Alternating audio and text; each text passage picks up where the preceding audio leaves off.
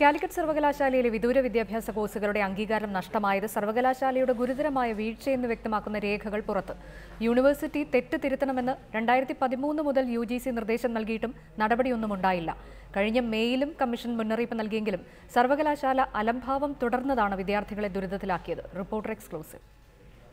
September 1-നാണ് UGC വിദൂര വിദ്യാഭ്യാസ വിഭാഗത്തിന്റെ അംഗീകാരം റദ്ദാക്കിയെന്ന് കാണിച്ച് കാലിക്കറ്റ് സർവകലാശാല കേന്ദ്രങ്ങൾക്ക് നിർദ്ദേശം നൽകിയത്. UGCയുടെ നിർദ്ദേശം ലഭിച്ചത് ഏതാനും ദിവസങ്ങൾക്ക് മുൻപാണെന്നാണ് ഇതിന് നൽകുന്ന വിശദീകരണം. എന്നാൽ സർവകലാശാലയുടെ ഈ വാദം പച്ചക്കള്ളമാണെന്ന് വ്യക്തമാക്കുന്ന രേഖകളാണിത്.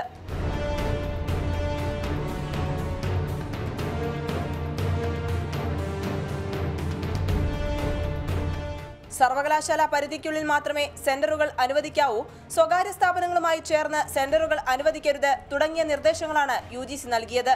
ഇത് സംബന്ധിച്ച് 2013 ജൂൺ മാസത്തിൽ UGC സർവകലാശാലയ്ക്ക് ആദ്യ മുന്നറിയിപ്പ് നൽകി.